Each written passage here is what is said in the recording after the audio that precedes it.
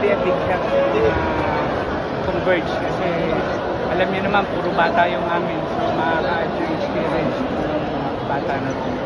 So, nag-make kayo ng trade, talagang kinuha niyo yung number 2, talagang si Juan talaga po ba? Talagang si Juan po yung target namin talaga. Kaya nakiusap po kami para sa trade ng Phoenix. Ano lang po masasabi niyo na ngayon sa team ninyo with all the draft picks that you made? Still po, syempre, praying pa rin na talagang mano itong mga bata. Hopefully, makaka-enjoy na rin mo kami sa league. So, yung mga bata, unti-unti nagkakaroon ng experience na nakikita na kung gano'n kahirap ang PBA. I think naman kung next season, mature na itong mga players. Semis na po ba ang ninyo after? Semis na po ba ang iniin ng team? Praying na sana sabot na kami ng semis. Para naman po medyo sumayan yung mga fans ng Converge. Rob, si Coach Franco nakita pa namin na andyan sa table nyo. Mag-stay pa rin ba siya? Oo naman, kasama pa rin naman si all staff nandiyan pa rin yan. Then meron lang mga darating din ng mga consultant. Ano naman, tulong-tulong lahat. Walang mawawala. Tulong-tulong kami lahat sa team. Ano to? Isang magandang team to na pwede kong pagmalaki na maganda relation namin.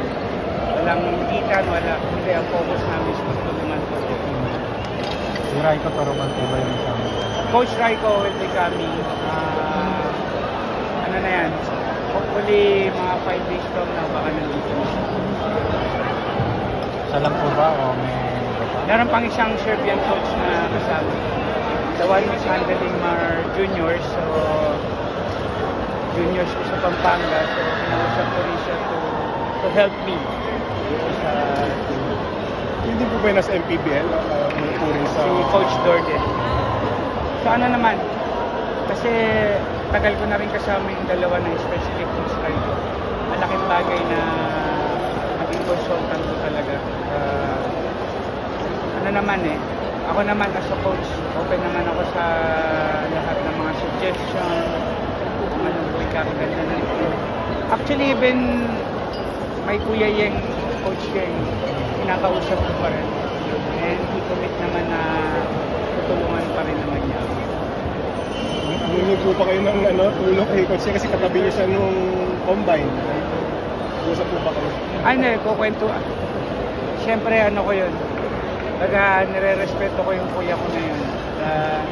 Same thing, yung posisyon ko ngayon as Vice Governor, same thing din na siya yung unang Vice Governor na naging coach of PBA. So, siyempre, yung priorities namin, especially sa probinsya, public service pa. So, ginaguide niya ako sa mga bagay na yun. Okay, thank you so much.